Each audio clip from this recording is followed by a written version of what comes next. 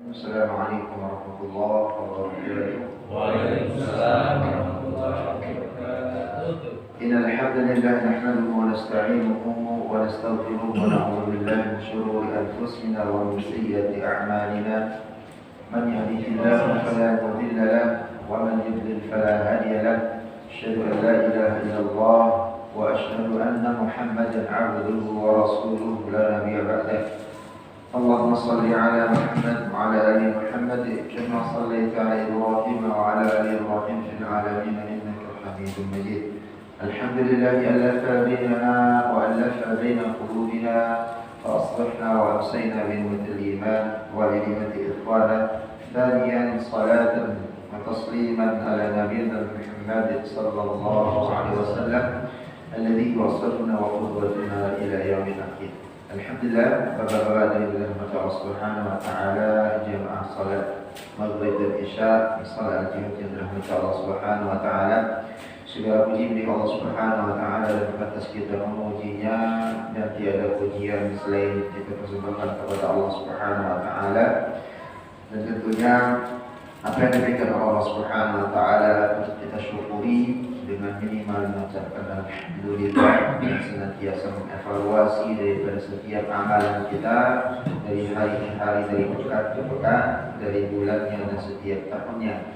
Dan jemaah yang dirahmati Allah Subhanahu wa taala, pada saat ini kita berada di bulan Rabiul Awal yang mana masyhur dengan Maulid Nabi, yakni tepat pada bulan akhirnya baginda Rasulullah SAW.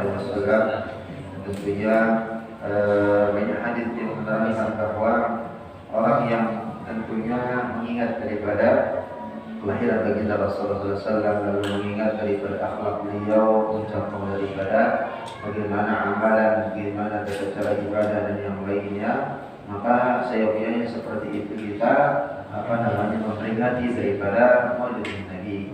Tujuannya adalah untuk semakin memperkuat keimanan kita kepada Allah dan ittiba, yakni mengikuti apa yang diperintahkan Allah Subhanahu wa taala, dan begitu juga dengan contoh-contoh yang diberikan oleh baginda Rasulullah sallallahu alaihi wasallam. Jemaah yang dirahmati Allah Subhanahu wa taala, tentunya dari setiap amalan yang kita lakukan yang mempunyai pendukung yang tentunya dari pendukung atau penyemangat itu, ya, maka dari setiap penyemangat yang kita diberikan atau kita mencarinya sendiri, baik itu dari keluarga ataupun teman terdekat ataupun orang-orang yang senantiasa bersama dengan kita, maka ini pentingnya kita memilih dan memilah daripada teman dalam kita beribadah, teman dalam kita melakukan amalan-amalan keduniaan, baik itu berbisnis atau baik itu di dalam bekerja. Begitu juga dengan amalan-amalan tatkala kita hubungannya dengan Allah Subhanahu wa taala. Maka di dalam sebuah hadis Rasulullah sallallahu alaihi wasallam mengatakan, ya qala Rasulullah sallallahu alaihi wasallam khairul asabi, ya Rasulullah sallallahu alaihi wasallam bersabda, sebaik-baik di antara teman, ya, atau untuk kita memilih teman adalah, ya, kata Rasulullah SAW, sahibu idza taqatullah wa ataqa wa idza nasiyatuhu taqaraka. Maka sebaik-baik teman tatkala kalian bergaul semasa hidup di dunia, baik itu hubungannya dengan manusia, perantara menuju Allah Subhanahu wa taala, dan terlebih lagi hubungannya untuk beribadah kepada Allah Subhanahu wa taala adalah idza dzakarallaha aqaka, yakni teman yang ketika engkau mengingat Allah Subhanahu wa taala, dia membantumu untuk mengingat Allah. Jadi justru bukan teman yang menjerumuskan kita untuk melupakan Allah atau lalai daripada perintah Allah Subhanahu wa taala. Idza nasaituhu taqaraka, ya, ketika engkau lengah dari mengingat Allah, dia mengingatkannya. Jadi tatkala kita mempunyai teman, tatkala kita lalai dengan mengingat Allah, baik itu perintah Allah atau kita akan melakukan sebuah maksiat, melakukan dosa, maka dia mengingatkan kita bahwa ini hal yang tidak baik, ini adalah hal yang dilarang oleh Allah Subhanahu wa taala. Khiyarumul ladzina idza qarru dzakarallahu ta'ala. Begitu juga tatkala teman ini memberikan kita nasihat tatkala akan melakukan sebuah kesalahan, kezaliman atau kemaksiatan, maka sebaik-baik dari mereka adalah orang di antara mereka adalah orang yang apabila dilihat Allah Subhanahu wa taala akan teringat. Jadi tatkala orang tersebut dilihat, maka Allah Subhanahu wa taala itu akan teringat. Jadi tatkala kita berteman dengan seseorang yang taat kepada Allah, ya tatkala kita melihat dia saja itu kita mengingat Allah, ya takut akan bagaimana adab Allah Subhanahu wa taala. Maka apa kata Allah Subhanahu wa taala di dalam Al-Qur'an tentang orang-orang yang munafik, orang-orang yang kafir di dalam surat Al-Baqarah? Khatamallahu ala qulubihim wa ala sam'ihim wa ala absarihim ghishawah. Sering kita dengarkan ayat ini. Khatamallahu ala qulubihim. Ya, jadi orang-orang kafir itu telah ditutup, ya, mata hati mereka. Khatamallahu ala qulubihim wa ala sam'ihim. Begitu juga dengan pendengaran zahir mereka. Diberikan kuping dua, tidak dengar. Hati saja, mata hatinya sudah tertutup. Ya, jadi tetap Allah Subhanahu wa taala wa ala sam'ihim wa ala absarihim. Begitu juga dengan penglihatan mereka. Maka jamaah yang dirahmati Allah Subhanahu wa taala, kalau saat sekarang ini adalah masa-masa politik atau tahun-tahun politik, ya tentunya ya yang perlu kita hati-hati itu, ya, ini bagaimana menatah hati, bagaimana mengkondisikan daripada diri kita untuk jangan sampai terprovokasi dengan berita-berita yang memang belum jelas daripada sumbernya, lalu menjustifikasi dan seterusnya. Karena ini dalam Al-Quran, begitu juga Rasulullah SAW merintahkan kita untuk memperjelas dulu, ya, berita tersebut, ya, baik yang seterusnya baru bisa share. Maka dengan kecanggihan teknologi sekarang yang belum membaca berita, ya, karena berita terus di sana diteruskan berkali-kali, terus langsung copy paste langsung di share dan seterusnya. Karena itu menjadi wa'alhamdulillah tatkala tidak baik atau tidak benar berita tersebut, maka itu menjadi amalan kesalahan, jadi yang terus-menerus akan diulangi atau diingat, akan membekas dan seterusnya. Maka di tahun-tahun ini tentunya kita memprioritaskan yang menyerahkan kepada Allah Subhanahu wa taala, ya, dan tentunya berdoa kepada Allah Subhanahu wa taala walaupun kita mempunyai pilihan yang berbeda, begitu gubernur, wali kota, lebih lagi presiden, ya satu yang kita doakan kepada Allah, ya Allah, ya berikanlah atau limpahkanlah kepada negara kami pemimpin yang taat kepadamu, ya doa kita siapapun itu ya tetap menjadi ketaatan kepada Allah Subhanahu wa taala, ya, untuk bisa memimpin, ya, negeri ini dengan baik, ya, bisa sesuai dengan ketentuan-ketentuan, tidak menzalimi daripada saudara-saudara masyarakat dan seterusnya. Jadi ini menjadi harapan kita bersama. Memang kondisi yang saat sekarang ini jamaah dari Allah Subhanahu wa taala, ya, dengan kehidupan yang luar biasa, ya, dengan konteks bahwa di setiap kita melakukan usaha dan seterusnya itu sangat kompleks dan sungguh-sungguh banyak sekali rintangan sekarang ini. Ya, baru tadi siang ketemu dengan salah satu, ya, sahabat dari 12 tahun yang lalu, ya, saya belajar kebetulan ikan dengan beliau sampai sudah masuk ke eksportir, ya. Jadi tadi sempat ke warung, ya, saya tidak nanya tapi beliau belum gitu, ya. Nah, jadi pendapatan biasa hariannya itu sampai 200-300 juta untuk eksportir dan seterusnya, itu sudah hilang 80%. Ya. Jadi warung pun sekarang mau ikan di Cikarang dan berapa, dan dia sudah tanya untuk eksportir gimana, masukin ikan ke eksportir udah nggak ada jalan. Karena memang bayarannya itu waktu normal saja bisa makanya sebulan, 2 bulan, 3 bulan, 4 bulan baru bayar, ya. Jadi ikan nunggu dulu, datang ke Eropa, datang ke Amerika, atau datang ke daerah Timur Tengah baru bayar. Itu birokrasinya di Indonesia agak kurang bagusnya di sana apalagi ikan. Karena memang dari dulu walau alam bagaimana makanya sekarang yang biasa warung-warung ikan yang dia miliki sehari dapat 3-5 juta, dapat 2 juta aja susah ya.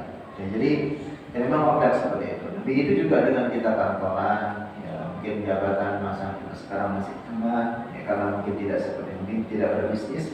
Ya, tapi memang dari saat sekarang ini memang harus dipikirkan tatkala nanti pensiun. Kita tidak selamanya akan mempunyai kedudukan jabatan itu dan gaji di sana terus, nggak akan bisa. Karena masa itu selalu bergulir, umur bertambah, waktunya berkurang dan seterusnya, dan ada junior kita yang menunggu supaya kita dari sana dan dia menempati kedudukan kita. Mau di kantoran, mau di instansi pemerintah dan seterusnya. Nah, sehingga ada hal-hal yang memang harus kita pikirkan menjelang akan pensiun. Ya, jangan sampai mohon maaf banyak beberapa jamaah yang di pengajian saya begitu itu buat bapak-bapak dia terus saya di pegawai kedudukannya bagus sekali, tidak terlalu dipikirkan dengan pensiun, tidak mempersiapkan. Dia mungkin persiapkan di rumah aset ini dan seterusnya, tapi ternyata setelah kita nggak tahu umur bagaimana konteksnya dia akan bisa mengelolanya dan seterusnya, ternyata gagal. Setelah pensiun terjual semua dan seterusnya. Karena memang harus belajar. Mungkin saat sekarang ini untuk bisa mulai bisnis, mulai apa yang bisa diinginkan untuk bisa dikondisikan dengan baik. Ya. Jadi uang yang tertabung ratusan juta dan seterusnya mungkin pensiunan itu untuk saat sekarang ini sepertinya tidak terlalu banyak bernilai karena cepat sekali habis dan bisa digunakan dengan kebutuhan setelah kita akan pensiunan. Tapi belajar dari teman-teman yang berbisnis, melihat kondisi peluang dan seterusnya, silakan. Itu akan sangat-sangat bermanfaat, yang sangat-sangat bisa ini. Karena perjalanan kita, saya yakin bapak-bapak punya anak, apalagi masih anak yang masih SD kelas 2, kelas 3, umur kita sekarang sudah 45, 50, ya tinggal ditambah saja.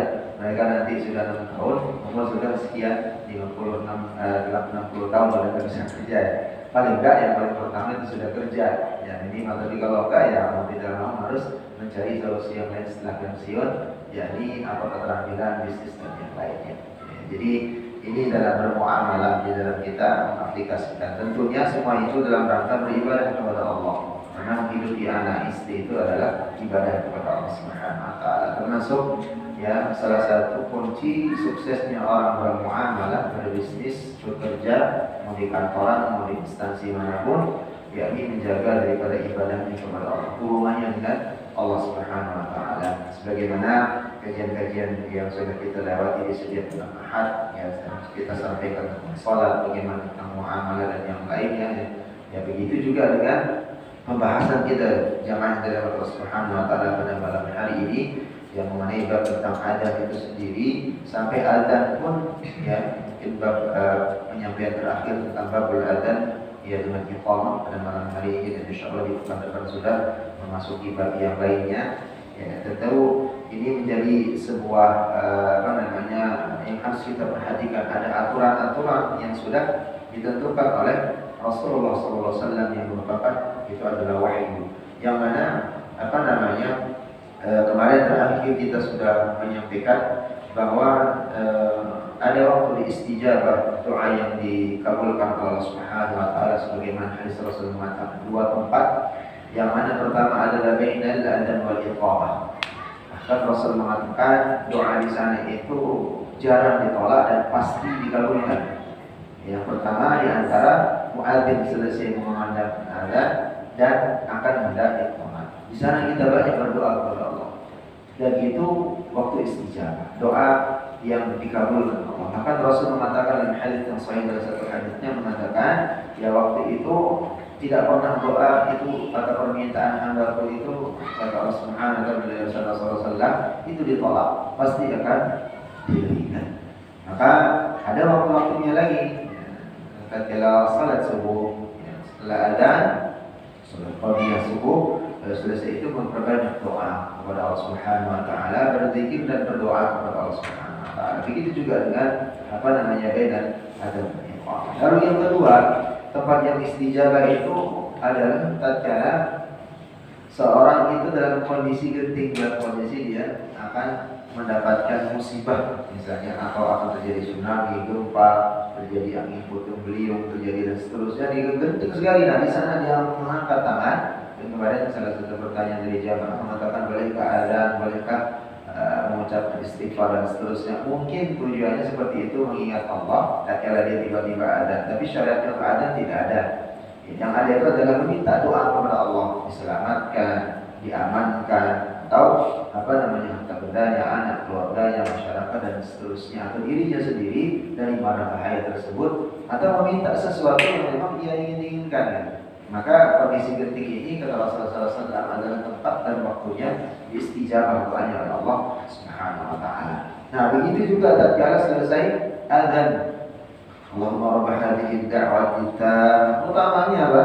Kemarin kita sudah bahas terakhir ya di pekan kemarin, ini hadis yang kita bacakan ya, terus beri pertanyaan yang salah satu jamaah itu ternyata kita meminta kepada Allah Subhanahu wa taala ya dengan doa Allahumma rabb hadhihi ad-da'wati tammah itu wassalatul qaimah ala ila akhirih sampai akhirnya, itu supaya baginda Rasulullah SAW nanti oleh Allah Subhanahu wa taala diangkat sebagai pemberi syafaat orang yang membaca doa setelah adzan itu. Nah sehingga Rasulullah SAW mengaminkan dan beliau sendiri mengatakan akan berikan syafaat bagi orang yang membaca ya doa setelah adzan tersebut. Dan bahkan dari banyak hadis yang menerangkan bahwa Rasulullah SAW adalah orang yang diberikan ya, hak oleh Allah Subhanahu wa taala untuk memberikan atau diberikan syafaat selain daripada nabi-nabi yang lain. Dan bahkan di dalam hadis yang sahih ya, begitu juga di dalam Al-Quran, kalau tidak salah pernah kita bahas di dalam majelis ini ya, tatkala Allah Subhanahu wa taala memberikan ya posisi yang spesial pada baginda Rasulullah sallallahu alaihi wasallam. Apa spesial itu? Yaitu itu surga itu tidak akan dibuka dan dilewati oleh makhluk, oleh manusia manapun, bahkan Nabi dari Adam sampai dengan Isa alaihissalam, sebelum baginda Rasulullah sallallahu alaihi wasallam itu yang membuka dan dipersilahkan masuk terlebih dahulu.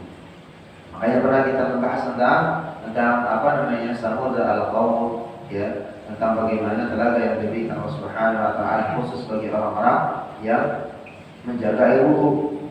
Yang mana Manan al-Qud ini di dalam jalur hadis beberapa sahabat Rasul mengatakan itu muaranya adalah di Firdaus, yaitu di telaga yang ada di dalam surga Allah Subhanahu wa taala. Begitu juga dengan di padang mahsyar ada telaga yang disediakan khusus bagi umat Nabi Muhammad sallallahu alaihi wasallam. Maka ini menjadi keutamaan yang diberikan Allah Subhanahu wa taala kita sebagai umat Nabi Muhammad. Lalu jamaah dari Allah Subhanahu wa taala, sedikit saja tentang adzan dan iqamah ini insyaallah tidak terlalu banyak pembahasan, akan tetapi perlu ya.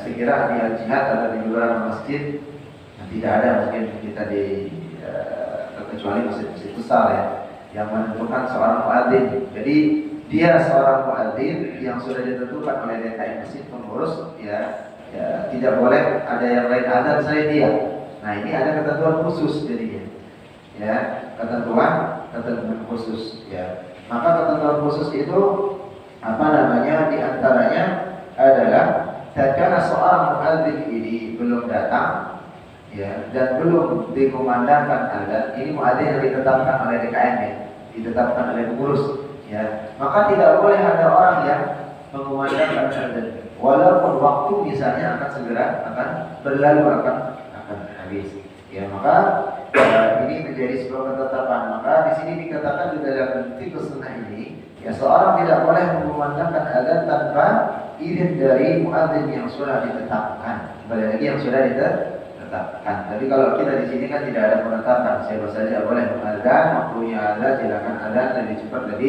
lebih baik dan seterusnya. Ya juga ketika muadzin tetap belum hadir, seseorang tidak boleh mengambil alih tugas adzan tersebut meskipun ada kekhawatiran waktu akan berlalu. Dan ini berlaku di Masjidil Haram dan Masjidil Nabawi. Ya, jadi muadzin yang khusus tidak bisa digantikan, ya, dia dan seterusnya. Maka ini menjadi masukan ya, sebagai yang bisa memperbaiki dari setiap muamalnya. Baik, jamaah Allah Subhanahu wa taala, ya, ada dan iqamat bagi wanita. Ya, tatkala dia akan hendak salat, ya, sesama wanitanya. Dari Ibnu Umar radhiyallahu anhu mengatakan tidak ada azan dan iqamat bagi kaum perempuan. Jadi tidak ada azan dan iqamat bagi kaum perempuan. Jadi yang azan dan iqamat itu adalah laki-laki. Nah, perempuan yang mendengarkan saja hatta sampai dia akan salat.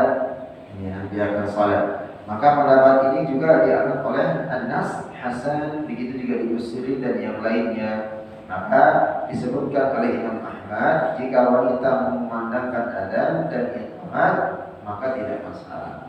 Ya, kalau ada yang adzan dan iqamat juga tidak masalah. Ya, di dalam dia sesama wanita, akan berjamaah atau akan salat. Begitu juga dengan hadis dari Aisyah radhiyallahu anha. Nah, ini sebagai dalilnya bahwa dirinya biasa adzan, begitu juga dengan iqamah, dan menjadi imam salat dengan berdiri di tengah-tengah kaum perempuan. Jadi tidak ada syariat untuk adzan dan iqamah perempuan, akan tetapi ya di mazhab Imam Ahmad bin Hanbal, begitu juga para ulama yang lainnya menukil daripada dalil hadis Aisyah, boleh diadakan mengapa adzan dan iqamah, tapi ya sesama perempuan, ya sesama perempuannya. Nah, maka di sini jamaah yang dirahmati Allah Subhanahu wa taala, dalam konteks selanjutnya adalah tatkala adzan dan iqamah ini, bagaimana kondisi seseorang, ya, tatkala dia masuk ke masjid tapi salat sudah selesai dilaksanakan.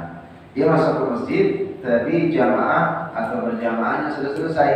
Ya, di dalam kitab Al-Mughni pengarang yang mengatakan barang siapa yang memasuki masjid, ya, atas sesuatu masjid atau di mana saja dia masuk ke dalam masjid tersebut, tetapi salat berjamaah di dalam masjid tersebut itu sudah selesai dilaksanakan, maka ia boleh adzan dan iqamah. Jadi tatkala jamaah sudah selesai, dia baru masuk ke masjid, ya, dan dia bersama dengan beberapa orang, boleh adzan lagi dan iqamah, atau cukup dengan iqamah saja sudah cukup. Maka di sini ada jeda waktu antara iqamah dan salat tersebut. Ya, apakah ada jeda waktunya? Orang iqamah, ya, dengan akan mendirikan salat. Kan ada yang mengatakan Allahu Akbar, Allahu Akbar, asyhadu an la ilaha illallah, belum berdiri. Asyhadu anna Muhammadar Rasulullah, hayya 'alas-shalah, hayya 'alal falah, qad qamatis shalah. Tatkala qad qamatis shalah, ya, qad qamatis shalah, maka dirikanlah salat, baru berdiri. Nah, di sini ada orang yang mungkin di tengah masyarakat harus berdiri di qad qamatis shalah. Oh enggak, berdirinya sejak awal daripada muadzin itu iqamah, atau tatkala kalimat hayya 'alas-shalah, hayya 'alas-shalah baru berdiri. Nah, mana ini yang tepat? Ya, ini perlu kita ketahui sedikit sebagai menambah khazanah daripada pemahaman kita tentang hal tersebut. Antara iqamah dan salat boleh ada jeda. Jadi antara iqamah dengan salat itu boleh ada jeda. Mungkin karena ada pembicaraan penting atau ada sesuatu yang lain, ya, yang misalnya orang yang melakukan iqamah itu tidak perlu, ya, diulang meskipun jeda waktunya cukup lama. Jadi contohnya, ya, tatkala kita iqamah, ternyata sholatnya belum sampai menunggu 1 jam jaraknya, nggak perlu diulang, ya, nggak perlu diulang untuk iqamah misalnya, karena mungkin menunggu daripada imam, atau mungkin ada masalah, ya, maaf, misalnya tiba-tiba kita tatkala sudah qamat, ya, Allahu Akbar ila akhirih. Ya, tiba-tiba tetangga misalnya sebelah sana ada yang jatuh sakit, kemudian datang ke rumah sakit, ya, berjeda kan salat, jauh harus dibawa, yang masukkan ke mobil ini, dan ada yang kata dan seterusnya. Bagaimana kondisi orang yang sudah iqamah tadi? Nggak perlu ulang iqamah, langsung bisa sholat. Gitu. Ya, itu maksudnya. Jadi walaupun jaraknya sudah cukup lama. Anas bin Malik mengatakan iqamah sudah dikumandangkan sementara. Jadi dari Muhammad Sallallahu Alaihi Wasallam masih berbincang dengan seorang di samping masjid. Jadi seketika itu Rasulullah SAW, ya, Anas bin Malik meriwayatkan ini dan mendengar langsung, Ya, Bilal bin Rabah sudah qamat, ya. Akan tetapi Rasulullah SAW itu sedang masih berbincang dengan salah seorang di samping Masjid An-Nabawi tatkala itu. Nah, belum melaksanakan salat. Jedanya lama, berbincangnya lama. Sampai Rasulullah SAW masuk ke dalam masjid. Ya, lalu Nabi Sallallahu Alaihi Wasallam belum juga beranjak mengerjakan sholat hingga orang-orang banyak yang tertidur. Nah, saking lamanya. Ya, jadi tatkala iqamah sudah dikumandangkan oleh Bilal, ternyata Rasulullah SAW belum masuk ke dalam masjid, tapi masih di samping masjid berbincang dengan salah seorang sahabat. Ya, sampai orang-orang yang sahabat yang lain di dalam masjid itu karena saking lamanya ketiduran nunggu kelamaan. Maka tidak perlu iqamat langsung sholat, ini dalilnya. Maka jamaah dari Subhanahu wa taala tentang adzan dan iqamat insyaallah kita akan selesaikan di malam hari ini. Dan ada yang perlu kita perhatikan, ya, tatkala kita musafir dan perjalanan, ya, yang tentunya sering kita melakukannya dan misalnya akan tertinggal misalnya sholat sampai beberapa kali sholat. Ada sebuah dalil di mana Rasulullah SAW ketika itu peperangan Khandaq, kaum muslimin, ya, dan Rasulullah itu dibuat sibuk, ya, oleh orang-orang kafir ketika itu. Jadi sibuk sampai tidak bisa istirahat, ya, sampai tertinggal 4 sholat. Tertinggal 4 sholat. Zuhur nggak sholat, asar nggak sempat sholat, maghrib sampai dengan isya. Sampai Rasulullah SAW, ya, bisa jedanya sampai tengah menjelang malam. Apa yang terjadi? Maka Rasulullah SAW, ya, memerintahkan kepada Bilal bin Rabah untuk adzan. Ya, tatkala adzan sampai dengan iqamat, lalu Rasulullah SAW dan para sahabat dan para mujahidin melaksanakan salat zuhur dulu. Lalu selesai salat zuhur, Bilal langsung disuruh oleh Rasulullah SAW, tidak perlu adzan, iqamat saja. Lalu baru selesai itu mengerjakan salat asar. Selesai salat asar, ya, Bilal berdiri lagi diperintahkan Rasulullah SAW tidak perlu adzan, iqamat.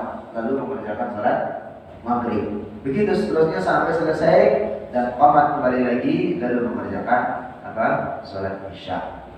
Nah, ini dalam ketentuan bahwa ada saat genting dan ada secara syar'i yang membolehkan hal tersebut untuk tidak sholat sampai 4 kali sholat. Ya, tatkala peperangan Khandaq itu terjadi. Karena tatkala itu, ya, kaum muslimin menjaga, ya, parit-parit yang lewati oleh orang-orang kafir Quraisy tatkala itu, yang mana mereka, ya, sampai beberapa waktu lamanya menunggu, ya, sampai hujan badai dan seterusnya, perbekalannya sampai habis, orang-orang kafir sampai frustasi, ya, tatkala itu Muawiyah mengusulkan untuk kembali lagi ke Mekah, orang-orang kafir tapi tidak setuju karena kondisinya masih yakin akan menyerang, tapi tidak bisa melewati daripada parit yang dibangun oleh Rasulullah SAW dengan usulan siapa? Salah satu sahabat, Salman. Siapa namanya yang mengusulkan parit tatkala perang Khandaq? Lupa, Pak, atau memang nggak tahu, ya? Ya, perlu sejarah yang diperdalam ini, ya. Salman Al-Farisi dari Persia, itu salah seorang Persia yang masuk ke dalam Islam setelah Rasulullah SAW, dan dia mempunyai strategi perang untuk mengusulkan kepada baginda Rasulullah SAW supaya kota Madinah itu dibikinkan parit, ya, dan itu ukuran dalam dan panjangnya itu sudah ditentukan oleh beliau sehingga tidak bisa dilewati oleh kuda dan kavaleri tatkala itu. Baik, jemaah Allah Subhanahu wa taala. Lalu berikutnya ada tambahan. Ini catatan-catatan saja tatkala pada muadzin, tatkala seseorang mengumandangkan adzan baik sebelum dan setelahnya. Ini supaya kita bisa memahaminya supaya nanti hal yang kita lakukan itu tidak tertolak atau dianggap sebagai hal perbuatan yang tidak ada dasarnya oleh baginda Rasulullah SAW. Man ahdatsa fi amrina hadza ma laysa minhu fa huwa raddun. Ini dalilnya. Barang siapa yang ada dalam urusan, ya, agama, dalam ibadah kita ini, maka termasuk dari ajaran agama, maka itu akan tertolak. Setiap amalan yang tidak ada dalilnya, tidak ada dasarnya baik itu Al-Quran dan Sunnah, Ya selama itu misalnya baik itu misalnya merugikan, mengganggu dan seterusnya apalagi, maka dia akan tertolak. Maka adzan adalah ibadah yang harus didasari oleh ittiba, harus didasari oleh ittiba. Ittiba itu mengikuti, ya harus mengikuti ajaran Rasulullah SAW.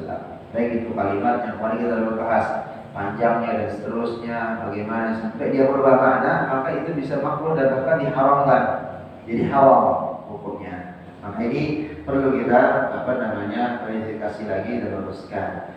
Yang pertama, ucapan muadzin pada saat adzan atau iqamat, asyhadu anna Muhammadar Rasulullah. Ada yang berubahnya menjadi asyhadu anna sayyidana Muhammadar Rasulullah, menambahkan sayyidana, ya, atau sayyidina, sayyidana, sayyidina. Ya, kalimat sayyidina atau sayyadana itu tidak ada dalilnya, tidak ada dasarnya. Ya, maka khawatir nanti menjadi permasalahan yang tidak baik. Maka Hafiz Ibnu Hajar Al-Asqalani mengatakan tambahan tersebut tidak tidak boleh, ya, dan masuk ke dalam lafal yang sudah baku dari Nabi Muhammad SAW. Itu tidak boleh.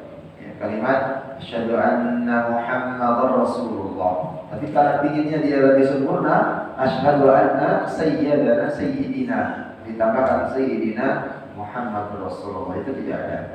Lalu begitu juga Syekh Al-Ajwaini mengatakan, ya, bahwa asyhadu anna Muhammadar Rasulullah sambil mengucapkan asyhadu anna Muhammadan abduhu wa rasuluh, ditambahkan abduhu wa rasuluh, kalimatnya benar. Asyhadu anna Muhammadar Rasulullah, ditambahkan asyhadu anna Muhammadar Rasulullah abduhu wa rasuluh, misalnya dalam adzan. Maka hal ini juga tidak ada dalilnya, tidak ada dasarnya, dan itu bisa tertolak dan bahkan bisa menjadi hal yang bid'ah, ya, yang tidak ada dalil dan dasarnya dari baginda Rasulullah SAW. Begitu juga dengan para sahabat. Nah, begitu juga dengan melakukan adzan yang berlebih-lebihan. Nah, yang kita bahas sebelumnya, yang sampai mad wal qasarnya, antara yang melakukan adzan yang mengambil upah daripada seorang muadzin. Jadi Ibnu Umar mengatakan, aku membencimu karena Allah, karena melakukan adzan atau membuatnya berlebih-lebihan di dalam beradzan, ya, dan begitu juga orang yang mengambil upah dalam sebagai muadzin. Lalu berikutnya adalah bertasbih sebelum subuh. Nah, ini yang sering terjadi. Ya, mohon maaf, di tengah masyarakat di kampung sebelum adzan ada salawat, setelah adzan ada salawat. Nah, ini perlu kita kembali lagi luruskan dari mana dalilnya, dari mana. Mungkin tujuannya adalah mengisi waktu, ya, sedang berjeda daripada akan iqamat. Akan kembali lagi nanti kalau selama itu tidak mengganggu daripada jalannya waktu ibadah atau orang-orang di sekitarnya, ya, dan bahkan ada orang, mohon maaf, berselawat itu sebelum subuh itu 1 jam sebelum subuh. Ya, kalau dia mengganggu tidur orang, dia mengganggu waktu tahajud orang, tidak khusyuk gara-gara suara corong masjid atau suaranya besar karena selawatnya 1 jaman, gitu kan? Nah, ini menjadi hal yang bisa makruh dan bahkan sepenuh malam suntuk, ya, dengan suara yang melantang. Akibatnya banyak orang yang tertidur terganggu atau orang yang sedang tahajud terganggu kekhusyuannya.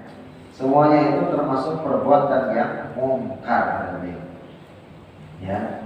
Hatta sampai yang disampaikan adalah sebagian membaca ayat-ayat Al-Quran. Nah, kalau bertanya gimana dengan tadarus Ramadan? Nah, kalau memang itu maklum di satu kampung daerah itu sampai dengan subuh tidak mengganggu dan sepakatnya kampung dan sebagian jamaah itu tidak mengapa. Tapi kalau di tengah perumahan, nah ini yang jadi masalah. Ya, karena besoknya banyak orang yang ngantor. Ya, khawatirnya terganggu, khawatirnya tidurnya nggak nyenyak dan seterusnya. Enggak, masa orang baca Quran tidurnya nggak nyenyak? Berarti setan yang dia jin, enggak juga. Gitu ya. Ada orang yang memang nggak bisa tidur nyenyak tatkala ada suara-suara, entah itu mau tilawah, orang selawatan, apa yang lain dan seterusnya ada. Nah, dia ngantor. Nah, itu khawatirnya. Makanya Islam ini mengedepankan daripada muamalah, mengedepankan daripada jamaah, mengedepankan daripada musyawarah, mengedepankan daripada kebersamaan. Gitu ya. Hatta mohon maaf yang disampaikan misalnya tilawah, dia tilawah misalnya khataman, ya setiap malam Ramadan, ya di perumahan. Ya ternyata ada jamaah yang memang terganggu, ya karena memang dari misalnya ada tarawih sampai dengan menjelang subuh dia tidak bisa istirahat setiap malam, maka ini bisa menjadi hal perbuatan yang mungkar justru, walaupun yang dibaca adalah Al-Quran. Berbeda dengan di kampung, berbeda dengan di pondok dan yang lain. Tapi kalau memang di perumahan itu sepakat, aman, gak ada yang terganggu, gak jadi masalah. Tapi kalau memang belum biasa, jangan coba. Sama dengan mohon maaf, tatkala kita membaca surat Al-Fatihah. Alhamdulillahi Rabbil Alamin, Ar-Rahmanir Rahim, Maliki Yawmiddin, Iyyaka na'budu wa iyyaka nasta'in. Ihdinas siratal mustaqim, siratal ladzina an'amta 'alaihim. Saya tarawih pakai qiraatus sab'ah. Riwayat bukan riwayat Hafiz An-Asim. Tapi masyarakat di sana enggak tahu, belum paham tentang ilmu Quran. Dia bisa bagus salat langsung itu terusan. Kok bacanya sim jadi za. Salah bacanya tadi, berarti salat kita batal. Langsung lah. Ya masih seperti itu, berantem, jadi ribut. Maka ya beribadah sesuai dengan kebiasaan, akan tetapi yang memang sesuai dengan perintah Allah. Kata Allah dalam Al-Quran dan begitu juga Rasul mengatakan, ya agama ini itu dipermudah. Aku tidak pernah mempersulit daripada tentang ibadah tersebut, dalam ibadah kepada Allah. Ya, jadi jangan kita membuat amalan-amalan yang memang tidak ada dasarnya, yang justru mempersulit kita dan mempersulit jamaah. Makanya ketika saya mengisi subuh di beberapa daerah di Mustika Jaya, ya tatkala diundang kajian subuh, ya sebelum subuh harus berangkat, saya tanya dulu DKR, kebiasaan kita di sini kunut nggak? Oh enggak Ustaz, tiga kunut kita. Tapi kalau kebiasaan di sini dia gimana, kunut nggak? Kunut Ustaz, kunut kita biasa di sini jamaahnya Ahlus Sunnah wal Jamaah, pada ada satu aja. Tapi kunut kita kunut harus ikutin kunut. Ya, karena dua-duanya tidak ada masalah antara kunut dengan tidak. Al-jihad juga sama. Monggo yang menjadi imam malam ini subuh, misalnya besok karena biasa dengan kunut gak jadi masalah. Gimana makmum ikut kunut? Karena Anda ada sebagai makmum, jangan siap gerak aja begini imamnya. Allahumma jina fi man hadait. Siap gerak. Itu enggak begitu. Imam Syafi'i saja yang dengan Imam Malik dengan Imam Ahmad adalah murid Imam Syafi'i, walaupun tidak sama pendapatnya tentang kunut, tapi tatkala Imam Ahmad mengatakan tatkala di mazhab Syafi'i al-Sunnah berjamaah kamu sebagai makmum, imamnya itu membaca kunut, maka wajib untuk makmum berkunut. Begitu juga tatkala berada di mazhab Imam Ahmad atau Imam Hanbal al-Hambali, maka tidak berkunut, ya maka begitu juga dengan makmum, kan? Karena dua-duanya sah. Karena kembali lagi pembahasan kita kemarin, dan nanti dibahas lagi tentang kunut itu bukan surut, bukan sebagai syarat sahnya salat. Kunut itu tetap sah salatnya. Tapi yang enggak takbiratul ihram, enggak baca Al-Fatihah, ya termasuk tumaninah ikut imam, itu bisa membatalkan salat. Wallahu a'lam. Ibadah Isya kita lanjutkan insyaallah sedikit di satu halaman, mudah-mudahan bisa memberikan khazanah daripada dan keilmuan kita dalam bermuamalah, ya, untuk kembali lagi bahwa setiap amalan kita ya tentunya memang harus ada contoh dan dalilnya. Dan kembali lagi, kalau muamalah itu berkenaan tentang kemaslahatan umat, baik untuk umat yang selama itu tidak menyelisih daripada sunnah, menyelisih dari perintah Allah dan Rasulnya, tidak mengapa. Dan itulah yang disepakati oleh para ulama insyaallah. Baik, kita tutup bersama-sama melakukan majlis. Subhanallah wa bihamdihi, asyhadu an la ilaha illa anta, astaghfiruka wa atubu ilaik. Assalamualaikum warahmatullahi wabarakatuh.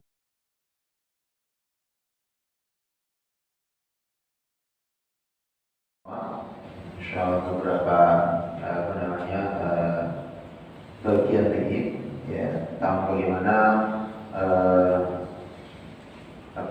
di dalam kita azan dan iqamah ya, terutama yang tadi terakhir dengan beberapa amalan-amalan yang sedang dilakukan di tengah masyarakat, tapi tidak ada dalil ya, termasuk tasbih sebelum subuh, begitu juga membaca salawat Nabi dengan suara lantang setelah adzan tidak pernah diajarkan oleh kita Rasulullah, maka tetapi termasuk perbuatan baru yang dibenci. Ibnu Hajar begitu juga Al-Fatwa Al-Kubra. Baik, jamaah subhanahu wa ta'ala ya, memasuki daripada bab baru ya, tentang bagaimana Rasulullah SAW yang mengajarkan kepada kita untuk bisa di dalam beribadah, terutama salat ini ya, ketika sudah dikumandangkan azan berarti sudah masuk waktu dengan salat tersebut. Ketika qomat dikumandangkan maka bersegera untuk mendirikan salat, mengerjakan salat ya. Nah, sehingga di dalam pembahasan kita kemarin di dalam salat ya, syarat-syaratnya salat itu yang pertama yang mengetahui waktu masuknya waktu salat ya, dengan salah satunya adalah dengan dikumandangkannya azan. Kalau orang yang salat itu belum waktunya masuk ya, atau waktu salat belum masuk dia salat, maka salatnya tidak sah ya.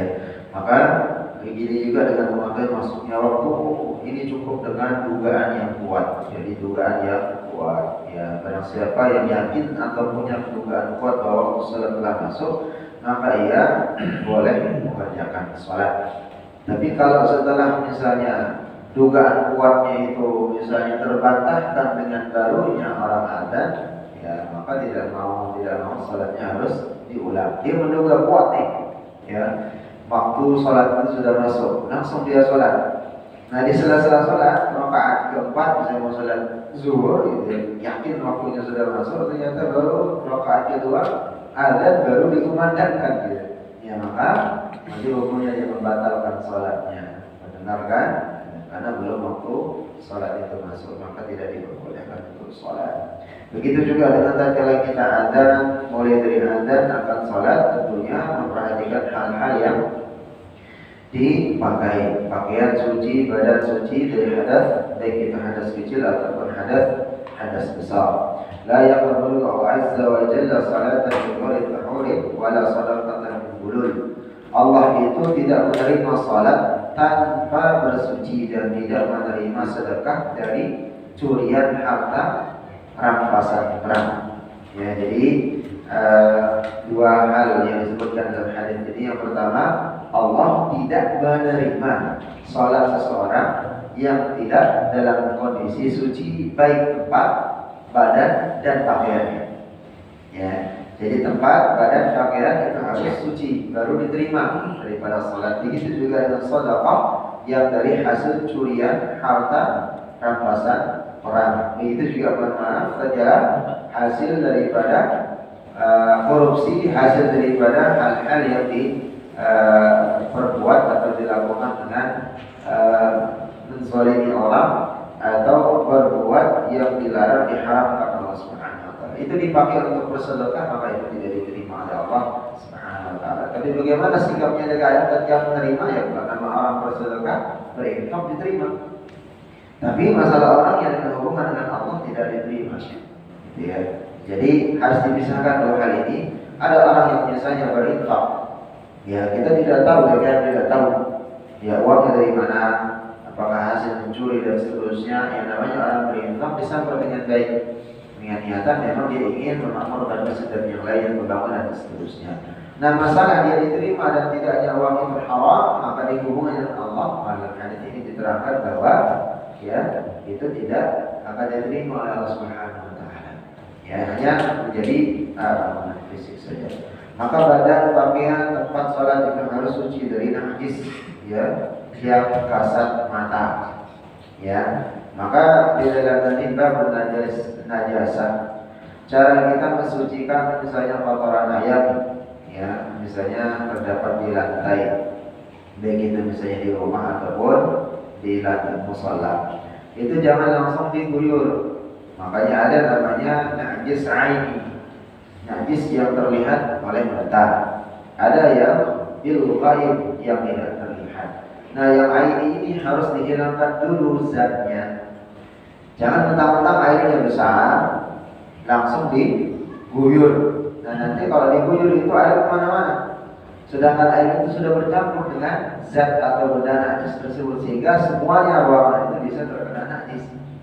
Maka ada caranya itu di dalam Islam, di dalam taharah, Rasulullah SAW yang mencontohkan, hilangkan dulu zatnya. Itu dengan tisu, dengan benda atau kardus ataupun kain, atau dihilangkan dulu, atau dengan kain langsung diambil dulu, dibersihkan benar, baru dibilas atau dicuci, diguyur.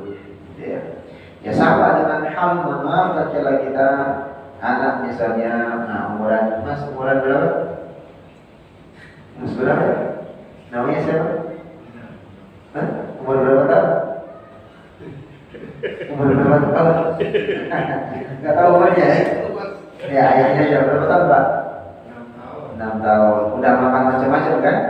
Ya, berarti tipisnya sudah najis. Ya, najisnya pun mughalladhah, yang sudah najis besar. Nah, nanti bisa tidur dia nih, lupa malamnya dipipisin, ternyata ngompol. Ya, bobotnya masih ngompol nggak? Nggak ya? Ya, ternyata ngompol karena kayak celananya dibukalah sama uminya di rumah atau sama bundanya. Ya, tiba-tiba mau dicuci, ada pakaian ayahnya, pakaian kita dan seterusnya, mencemplungin aja di sana. Karena sama-sama dicuci, maka itu semua jadi najis semuanya. Ya, jadi caranya dulu adalah celananya itu harus dibilas dulu dia sendiri. Bersihkan dulu suci, disucikan dulu, bersih bilas dengan bersih, baru masuk ke dalam mesin cuci. Jadi jangan nanti dicampur semua, jadi najis semua. Maka disinilah konteksnya di dalam kita mencari hadis ataupun dalil ataupun ilmu, perlunya di dalam kita belajar. Maka harus terhindar daripada najis. Begitu juga dengan muadzin. Apakah seorang muadzin itu harus dalam keadaan dia berwudu? Tidak juga. Tapi lebih baik dia masuk di masjid dalam keadaan suci. Ya, karena kembali lagi ya di dalam dalil itu ya memegang mushaf, lalu begitu juga dengan salat dan yang lainnya, dia bersuci dalam kondisi dia wudu. Ya, tapi kalau orang yang muadzin pada umumnya memang akan melaksanakan salat, maka dia dalam kondisi wudu, dalam kondisi tidak bakal wudu. Tapi kalau memang genting dan seterusnya disuruh muadzin duluan belum wudu, maka tidak mengapa dalam waktu-waktu yang memang tidak memungkinkan. Tapi seyogianya dalam kondisi dia berwudu. Tanazzahu minal bauli fa inna 'adata 'adadil qabri min. Bersucilah dari kencing karena kebanyakan adab kubur itu berasal dari najis tersebut. Masya Allah, baik, kesit sekali ya. Kayaknya bentuknya alat yang pantas kesitnya. Ya, jadi ternyata jamaah Allah Subhanahu wa taala, adab kubur itu kebanyakan orang yang tidak bersuci dengan bersih tuntas. Baik itu pipis dan begitu juga dengan BAB. Ya, jadi dia gak tuntas membersihkan kencingnya, ya, sehingga kena kainnya dan seterusnya. Ternyata adab kubur itu banyak tertimbul dari sini. Ini sesuai dengan hadis Rasulullah SAW dari Darul Qutni. Ya, hadis ini hasan.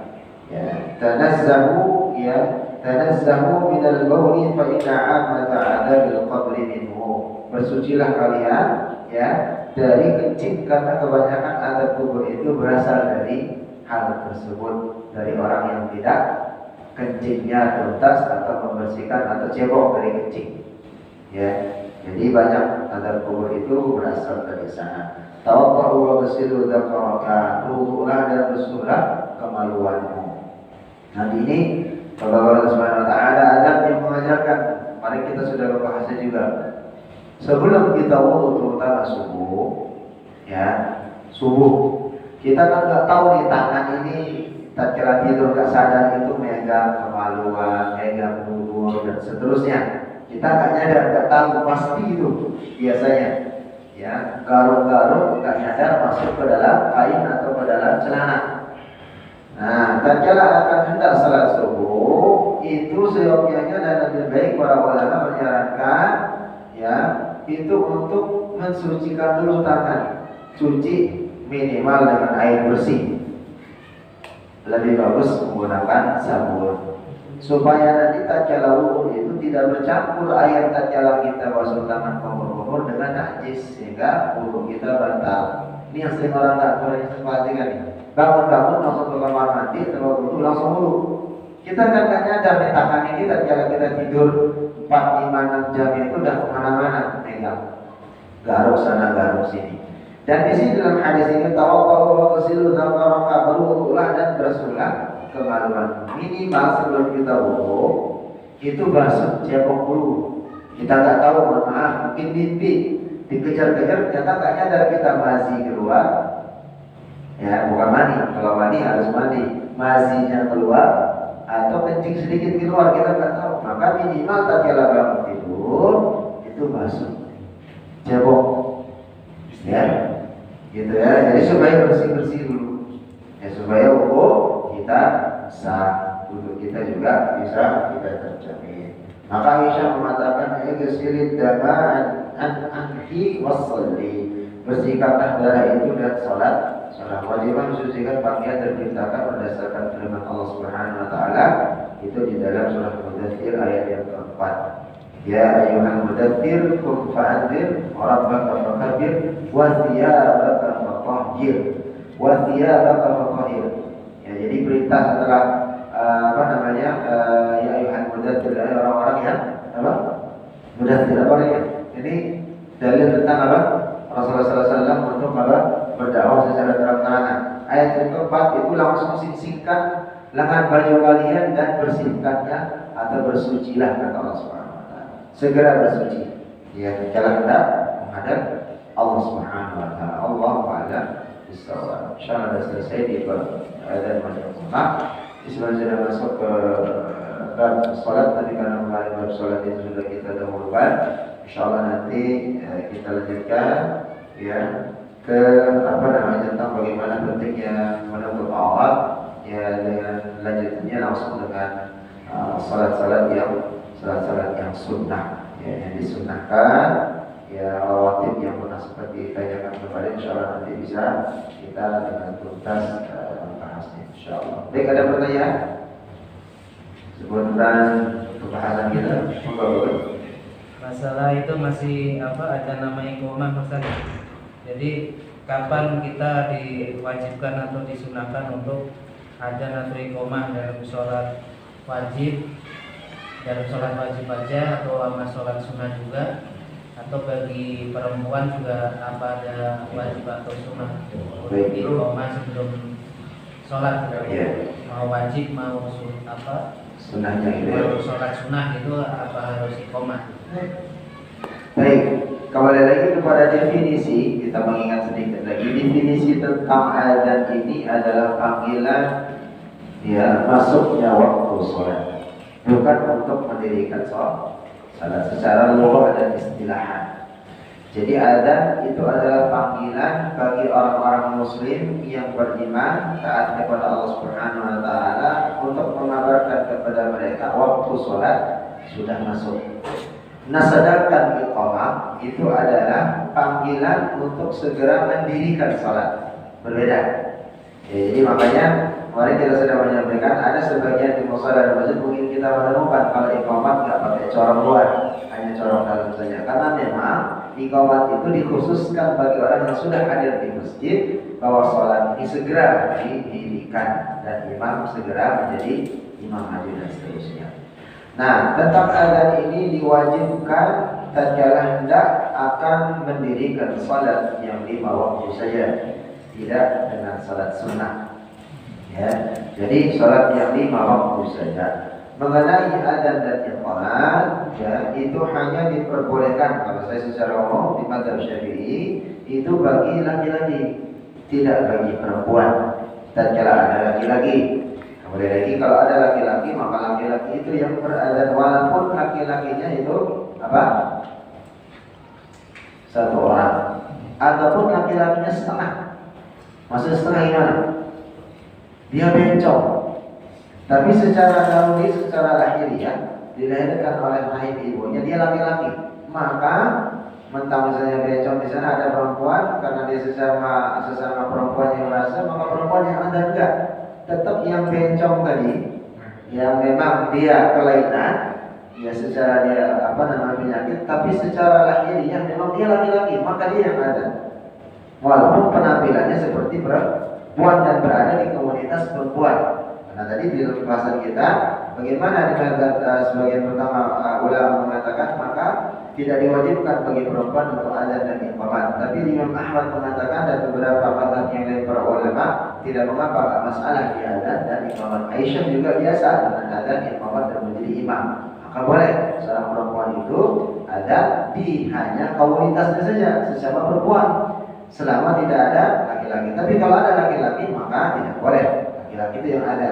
Tapi kalau ada setengah laki dan setengah perempuan, tapi kalau memang dia memang benar statusnya adalah memang dia dilahirkan dalam kondisi laki-laki, ya zakarnya ada, ya semuanya lengkap, tapi hanya tingkah lakunya saja seperti perempuan, maka dia yang ada.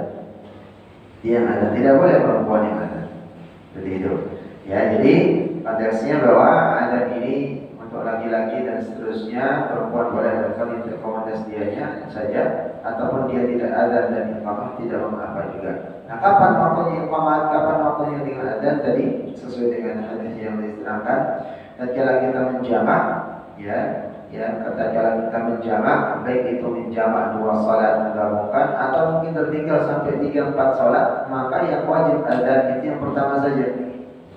Adzan wajib hanya yang salat pertama saja, misalnya zuhur dengan azan, ya. Tatkala kita misalnya ingin adzan, ya sudah adzan di sana, lalu iqamat salat zuhur, lalu dijamak dengan asar, maka asar tidak perlu lagi adzan, cukup dengan iqamat saja. Begitu juga dengan seterusnya, ya. Nah, kemarin pernah ada pertanyaan gimana Ustaz, tapi sudah terjawab, kemudian sudah difahami, ya. Jadi kita akan menjamak belum sholat maghrib dengan isya pada perjalanan, ya ternyata terlewat. Tiba kita di isya, ya tiba-tiba sampai di rumah, ternyata di musala masih ada sholat, masih 1 rakaat lagi, atau mungkin baru akan mulai sholat. Nah, sedangkan maratibnya, urutannya harusnya sholat maghrib dulu, baru isya. Ya, ternyata masih ada jamaah di musala. Maka para ulama yang lebih kuat mengatakan ikutilah berjamaah terlebih dahulu, ya, kerjakan salat isya bersama imam yang sedang dilaksanakan berjamaah. Lalu nanti selesai salat kita bangun, boleh iqamat ya sendiri atau tidak, ya, atau lebih utamakan bisa iqamat, baru dijamaah takhir, niatnya takhir dikerjakan di waktu isya dan seterusnya. Seperti itu Pak. Baik, ayo, mau? Ustaz, karena kalau muazin mau azan itu sebelumnya diawali sholawat sama bacaan iqamah. Innallaha wa malaikatahu yusholluna 'alan nabi.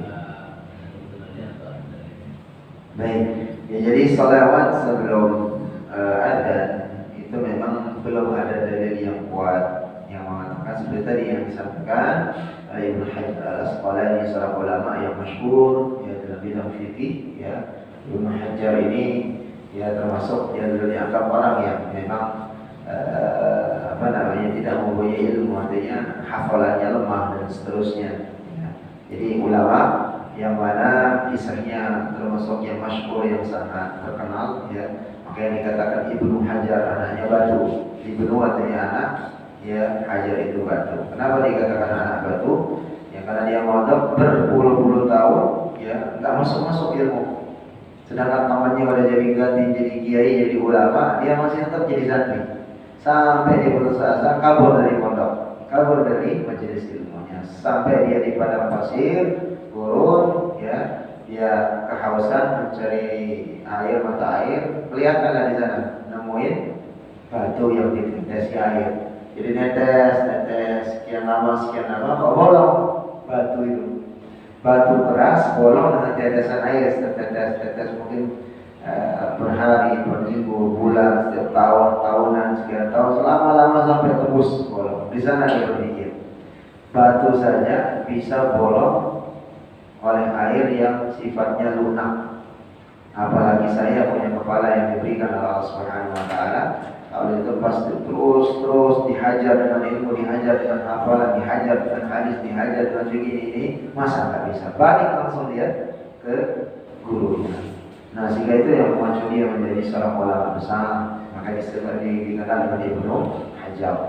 Ya, jadi ini beliau pun yang saleh, yang taat, kan mengatakan bahwa tentang salawat sebelum azan dan begitu juga dengan setelahnya, ya, terutama tadi amalan yang memang konteksnya tidak ada tuntunannya, itu bisa menjadi perkara yang mungkar, ya, perkara yang tidak ada di dalam tuntunan baginda Rasulullah SAW.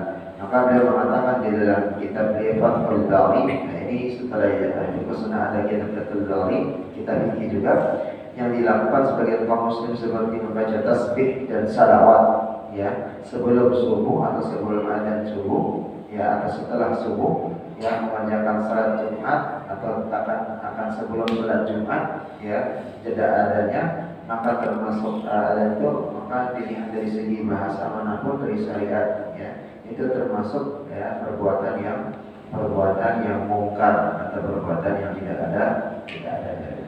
Maka beliau mengatakan tadi, ya bahwa bacaan tasbih, selawat sebelum subuh atau sebelum mengerjakan salat Jumat bukanlah termasuk adzan. Jadi bukan termasuk adzan itu. Ya, adzan ya tadi kalimat yang 15 yang di dalam dalil yang pernah kita bahas kemarin, ya, kalimatnya Allahu Akbar, ya, dan seterusnya sampai dengan la ilaha illallah. Ya, jadi dari 18 ayat, 17 ayat yang menjadi 18 kalimat, 17 kalimat sampai dengan menjadi 15 kalimat. Maka dia juga mengatakan di dalam Al-Fatwa Al-Kubra, ya, Ibnu Hajar mengatakan dalam Fatwa Al-Kubra, para syekh kita, jadi syekhnya beliau ini, ya, dan para syekh yang lainnya pernah ditanya tentang selawat setelah adzan, ya, pernah ditanya. Ini beliau tulis, ya, di dalam kitab, ya, Al-Fatwa Al-Kubra. Jadi kita beliau Fathul Bari itu ditulis oleh Ibnu Hajar, ya, termasuk juga Bulughul Maram, ya, itu sebelum fikih sunnah. Ini ada kitab Bulughul Maram, baru fikih sunnah, ya, Syed Sabiq, baru ada Fathul Bari. Nah, di sini juga di dalam Fatwa Al-Kubra beliau mengatakan para syekh kita, ya, syekhnya beliau, begitu juga syekh yang lain pernah ditanya tentang selawat setelah adzan, ya, seperti yang dilakukan oleh para muadzin. Mereka menjawab bahwa para syekh kita menjawab pada dasarnya salawat kepada Nabi adalah sunnah. Salawat itu adalah sunnah. Namun cara bersalawatnya yang bid'ah, tempatnya yang tidak ada tuntunannya. Salawatnya benar, tapi tempat dan tuntunannya tidak ada. Maka sehingga Syekh Abdul mengatakan Muhammad Abdul Mufti negara Mesir ini, Syekh Muhammad Abdul ini seorang mufti. Kalau dikatakan mufti ini adalah kalau di kita itu menteri agama atau yang membawahi daripada semua ulama-ulama yang ada di Mesir. Ya, beliau yang paling tinggi lah mengatakan. Dalam kitab Al-Khamiyah mengatakan, dinyatakan bahwa adzan itu khusus untuk salat fardu saja. Yang 5 waktu tersebut, ya, jumlahnya 15 kalimat. Kalau dihitung dari Allahu Akbar sampai la ilaha illallah, diakhiri dengan kalimat la ilaha illallah, sedangkan semuanya dikumandangkan sesudah atau sebelum adzan, termasuk bid'ah. Sebelum dan sesudah adzan yang dikumandangkan atau termasuk selawat tadi yang tidak bagian daripada adzan, itu termasuk perbuatan yang tidak ada contohnya dari baginda Rasulullah SAW. Malah ada seperti itu. Sehingga ada yang lagi di Al-Quran ini kan kita bisa mengambil kalau seandainya waktu aja itu waktu masuk aja itu sudah lewat, lewat. Artinya sudah waktu di rumah itu sudah sebelumnya. Bisa lewat saja, gitu ya. Terus kita datang, kita melakukan aja langsung di rumah. Baik. Jadi sebenarnya walaupun terlewat waktu 15 menit tidak jadi masalah bagi Anda. Jadi masalah. Ya, jadi tidak ada permasalahan. Sampai bisa terlewat 1 jam pun, ya kita azan dari pemandang tidak ada masalah. Nah, tapi kalau memang misalnya selama tidak terdengar, konteksnya ukurannya adalah ada musola masih terdengar di musola itu azan sampai misalnya. Contohnya di Fauzan terdengar ada di sini, ternyata di sini telat azan sampai sejam. Ya, bagaimana mau azan enggak? Ya, kalau mau azan tafadhol silakan tidak apa-apa. Tapi kalau mau qomat selama ada catatannya. Ya, di tempat itu terdengar suara azan dari corong masjid yang lain atau musola yang lain, tidak mengapa langsung iqamah. Ya, jadi langsung iqamah saja. Gitu ya. Baik. Cukup ya, insyaallah. Ya, kita lanjutkan di tilawah Quran. Insyaallah kemarin ada PR atau tugas yang diberikan? Iya. Surat apa kemarin? Bayyinah. Bayyinah mana belum? Sudah surat yang lain.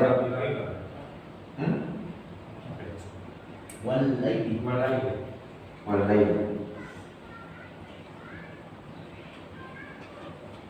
Al-lail.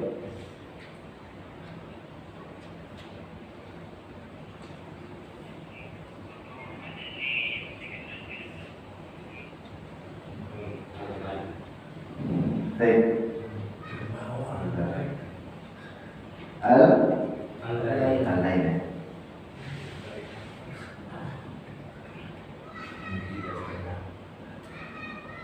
Baik, sudah terbuka semua al-lail?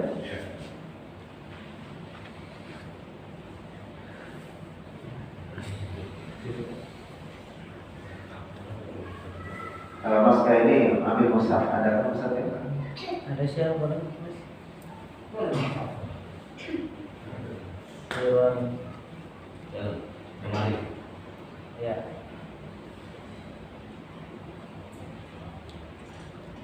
Ya.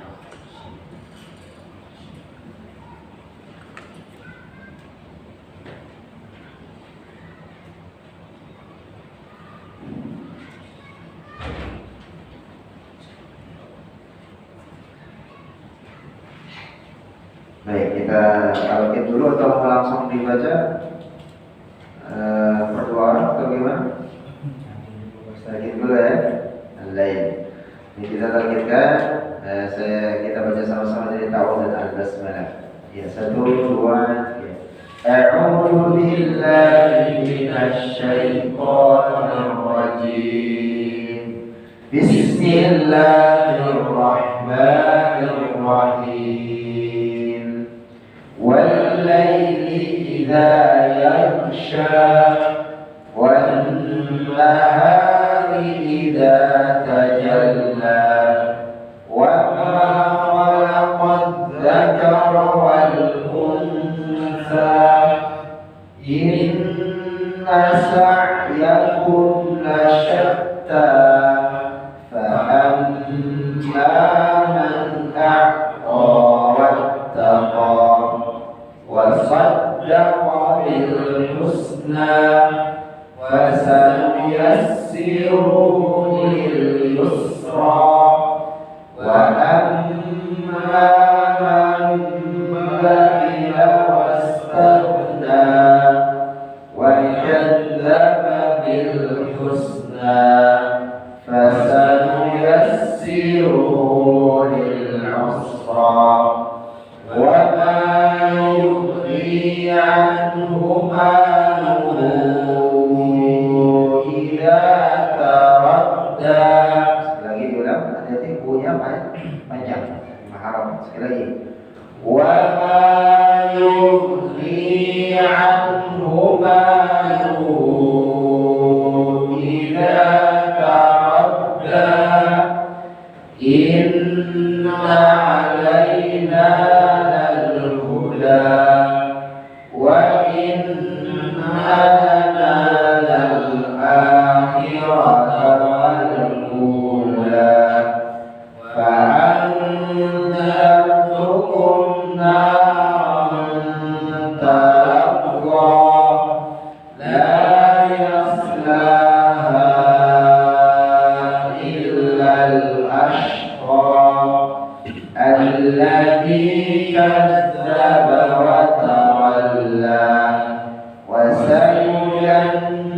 أيهما الأتقى الذي يؤتي ماله يتزكى.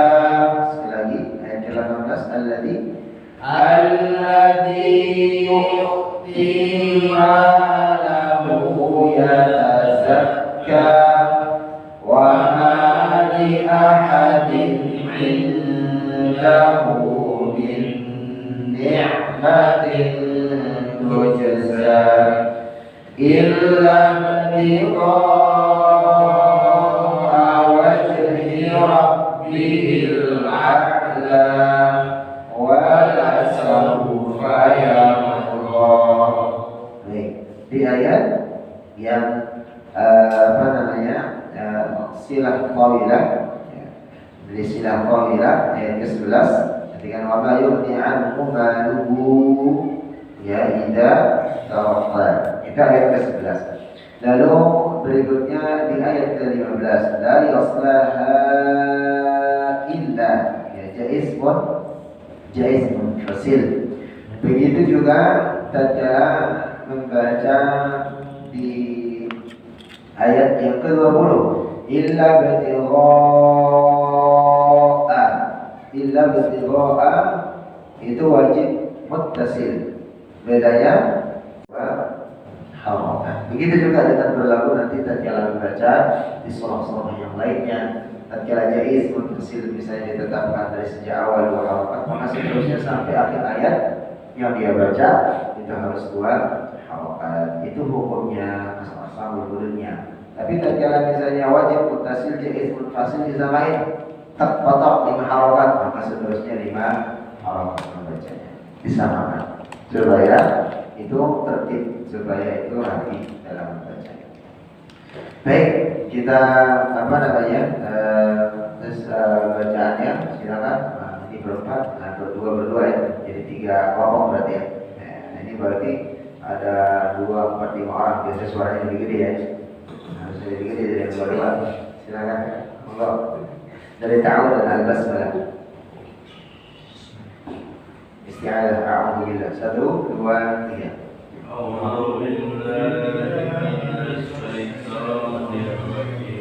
Baik, kalau kita tilawahnya belajar pakai yang bacaan atau bacaan yang pelan. Ya, kalau tadi itu bacaan akan baca isti'adahnya bacaannya kayak mau musawwamah mulabah atau mau tilawah tatkala walimah. A'udzu billahi minasyaitonir rajim. Terus itu. Jadi dilempar aja. A'udzu billahi minasyaitonir rajim. 1, 2, 3. A'udzu billahi minasyaitonir rajim.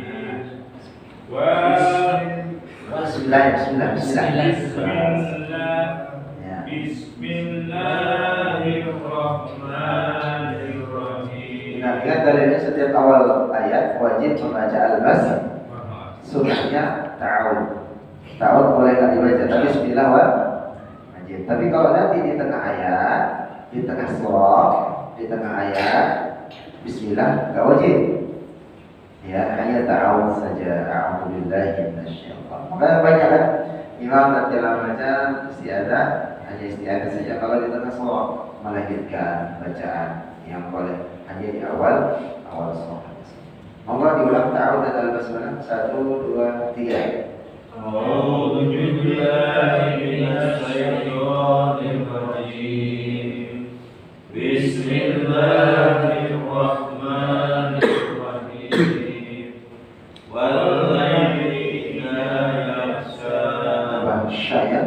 والليل إذا يغشى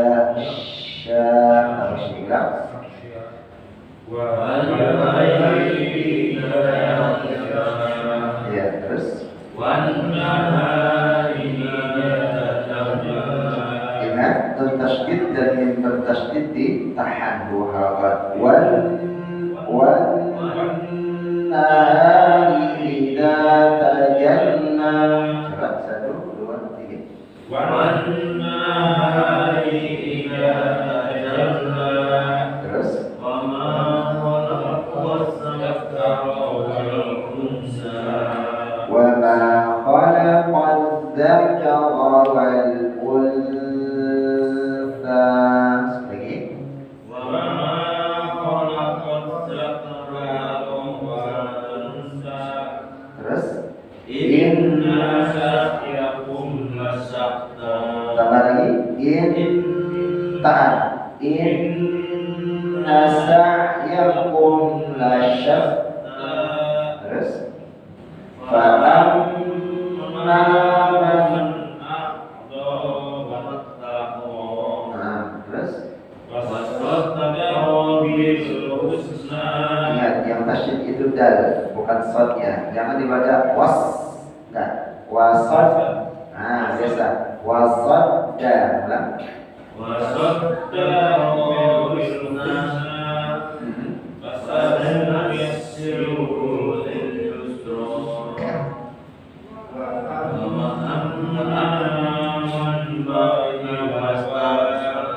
Ada berapa tempat ditahan sana? Ada dua.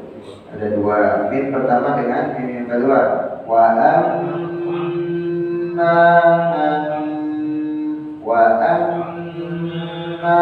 man bakhila wastaghna. Coba ulang. Wa amma man bakhila wastaghna. Terus wa jadzaba bil fasanuyassiruhu lil usra wa ma yudri anhu maluhu. Nah, tambah panjang punya 5 harakat sekali lagi. Wa ma yudri anhu maluhu idza. Ya, terus inna alaina lal huda wa inna lana lal akhirata wal. Sekali lagi ditahan dunia. Wa inna, tahan lama. Wa inna lana lal akhirata wal fa'anzartukum naran talazza. Ditahan di dua tempat. An dengan ram. Sekali lagi. Fa'anzartukum naran talazza la yaslaha illa al-ashqa alladhi wa sayujannabuhal atqa. Ditahannya wa sayujannabuhal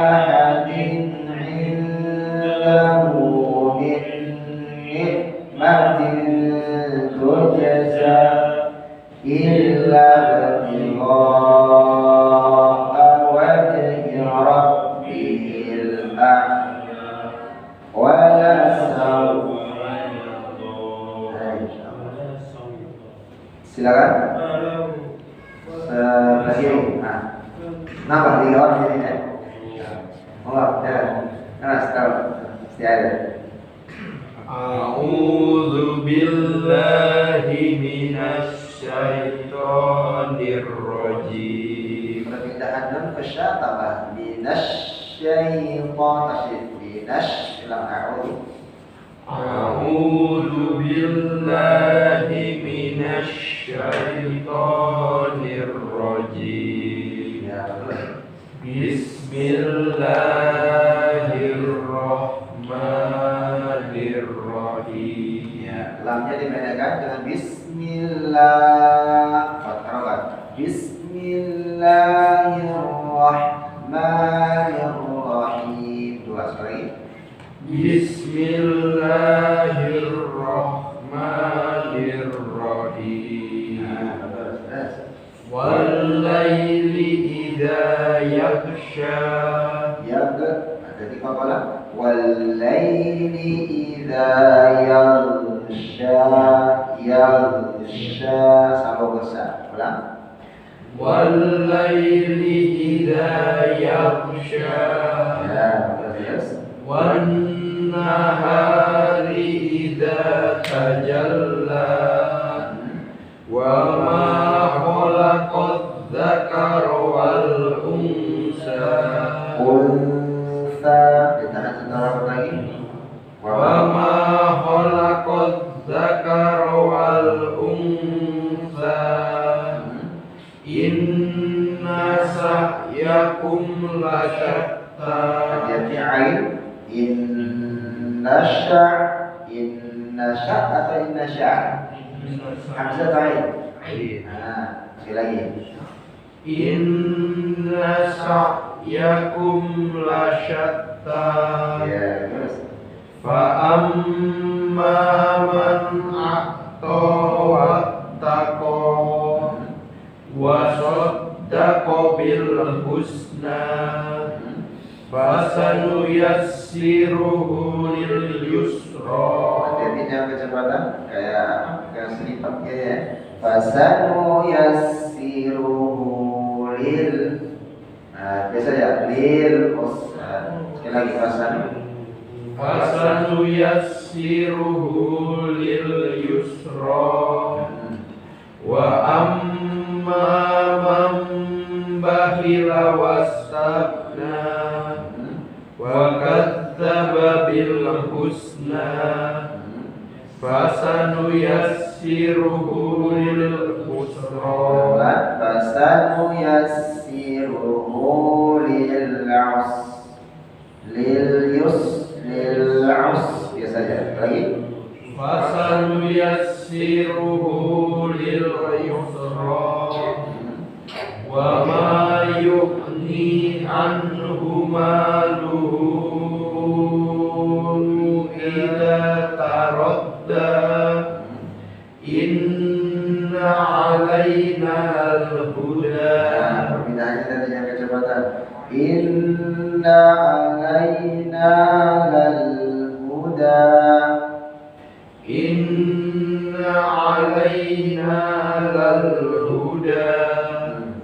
Wa inna lana lal-akhirata wal-ula. Fa anzartukum naran talazza la yaslaha illal ashqa alladzi kadzdzaba wa tawalla wa sayujannabuhal atqa alladzi yu'ti malahu yatazakka wa ma li ahadin indahu min ni'matin tujza illa ibtigha'a wajhi rabbihil a'la wala sawfa yarda.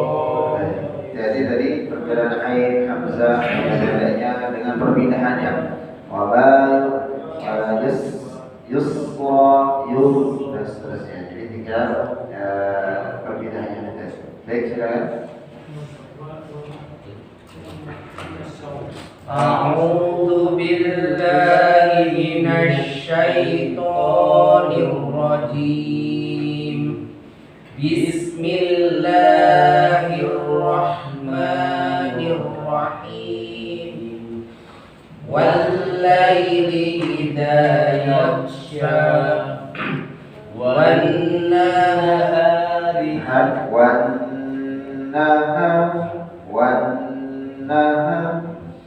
wan-nahari idza tajalla wa ma khalaqad dzakara wal unsa inna sa'yakum lasatta fa amma man a'ta wa sekali lagi fa amma man a'ta wattaqa wa saddaqa bil husna fasanuyassiruhu lil yusra wa amma man bakhila wastaghna wa kadzdzaba bil husna fasanuyassiruhu lil usra wa ma yughni anhu malahu idza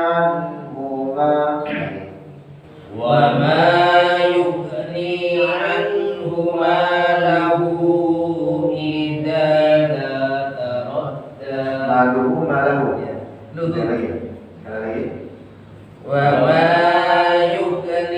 anhu maluhu idza taradda inna alaina lal huda wa inna lana lal akhirata wal ula fa andartukum naran talaqqa la yaslaha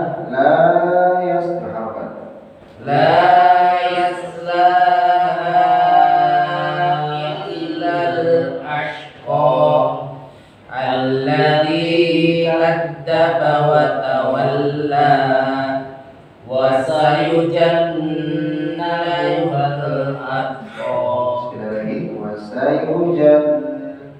wa sayujannabuhal atqa alladzi yu'ti malahu yatazakka wa ma li ahadin 'indahu min ni'matin tujza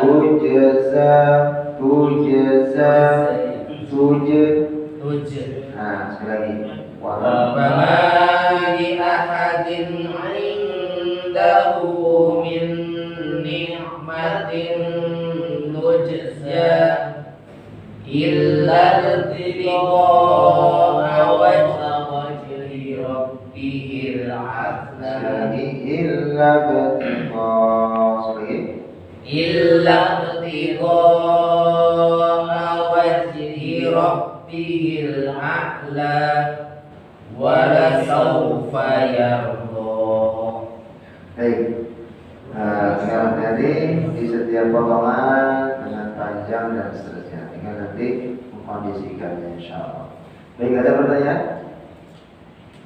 Ada ya? Nah, tinggal latihan. Nanti silakan kita mengerti kembali ya dari setiap bacaan baik yang biasa dipakai menjadi imam dan lainnya. Nah, memang terkadang berubah tatkala kita baca sendiri atau tatkala lagi nada atau ketegasan tatkala menjadi imam. Ya, kadang menjadi imam jadi lemes, ya, bacaannya agak turun powernya gitu ya. Ya, karena powernya turun ya. Jadi sebenarnya sama saja tatkala menjadi imam, tatkala tilawah biasa, powernya disamakan ya. Jadi jangan powernya malah justru turun. Nanti malahan bacaannya tidak maksimal. Ya, jadi tinggal mengkondisikan dari masing-masing bacaan dan nanti itu berpengaruh dari setiap latihan saja. Ya, biasakan bacaan dan biasakan untuk latihan insyaallah. Baik, kalau tidak ada pertanyaan, kita cukupkan sama-sama baca Alhamdulillahirrahmanirrahim. Subhanallah wa bihamdik, asyhadu an la ilaha illa anta, astaghfiruka wa atubu ilaik. A'udzu billahi minasyaitonir rajim. Bismillahirrahmanirrahim. Allahumma shalli ala Muhammad wa ala ali Muhammad. Allahumma ighfir lana dhunubana wa dhunuba walidina. Allahumma ighfir lana dhunubana wa dhunuba walidina. Allahumma ighfir lana dhunubana wa dhunuba walidina كما ربونا صغارا وارحمهم كما ربونا صغارا اللهم اغفر للمسلمين والمسلمات والمؤمنين والمؤمنات الأحياء منهم والأموات ويا قاضي الحاجات اللهم تقبل من كل دعاءنا اللهم تقبل من كل حاجاتنا اللهم تقبل من كل أعمالنا من عمل صالح يا حي يا قيوم برحمتك نستغيث يا حي يا قيوم برحمتك نستغيث برحمتك نستغيث برحمتك نستغيث اللهم رب الناس أذهب البأس اشفنا وأنت الشافع لا شفاء إلا شفاء شفاء لا يغادر سقما شفاء لا يغادر سقما يا ذا الجلال والإكرام اللهم اجعل لنا وأولادنا من أهل القرآن اللهم اجعل لنا وأولادنا وأولادنا من أهل القرآن يا أرحم الراحمين اللهم يا ذا الجلال والإكرام ارحمنا يا أرحم الراحمين ربنا آتنا في الدنيا حسنة وفي الآخرة حسنة وقنا عذاب النار والحمد لله رب العالمين. السلام عليكم ورحمة الله وبركاته.